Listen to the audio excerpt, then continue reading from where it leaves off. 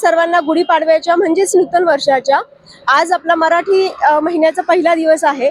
तर या निमित्ताने धुरंधरकडनं एक बाईक रॅलीचं आयोजन करण्यात आलेलं आहे आणि त्यासाठी खूप जास्त प्रमाणात उत्साह सर्वांनी दाखवलेला आहे।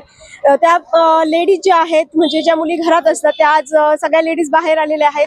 छान त्यांनी वेशभूषा केलेली आहे, काहींनी महादेवाची वेशभूषा केलेली आहे, काहींनी फेटे वगैरे बांधून आपलं मराठी कल्चर काय असतं हे आज धुरंधरच्या द्वारे सर्वांनी आणि गुढीपाडव्याच्या निमित्ताने सर्वांना इथे संभाजीनगरला आपण दाखवण्याचा प्रयत्न केलेला आहे।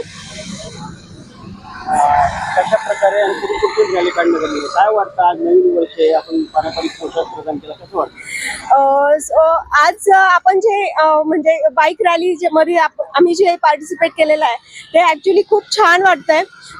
एरवी आपण सर्वजण घरात बसूनच स्वयंपाक वगैरे करून गुढीचं म्हणजे सण उत्सव आपण साजरे करतो, पण आज आपण बाहेर येऊन सर्वांनी एकत्र येऊन जे उत्सव साजरा करतोय त्यात खूपच आनंद होतोय आणि सर्व या आनंदात सहभागी आहे, सर्व संभाजीनगर या आनंदात सहभागी आहे।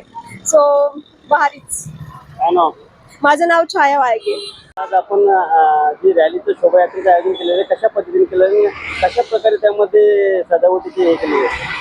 आज मला वाटतं माझ्या अपेक्षापेक्षा खूप जास्त रॅली सुंदर झालेली आहे। वेगवेगळ्या वेशभूषा या मराठी वर्षाच्या नवीन मुहूर्तावर आपण जी शोभायात्रा केली आहे याच्यावर कोणी नवीन नवीन वेशभूषा केलेल्या आहेत।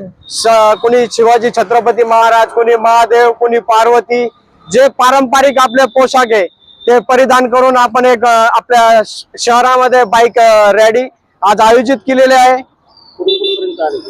ही रॅली आपली क्रांती चौकामधून स्टार्ट होऊन मुहूर्तावर आपण एक बाईक रॅलीचं आयोजन केलं।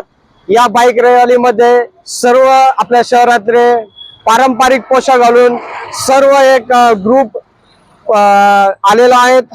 यामध्ये कुणी गाडीला महादेवाची सजावट केली आहे, गाडीला गुढी उभारून वेगवेगळे पारंपरिक पोशाख, कुणी शिवाजी महाराजांचा पोशाख परिधान, कुणी कुणी मर्दानी, कुणी महादेव असा वेगवेगळा पोशाख परिधान केलेला आहे. काय नाव आपलं?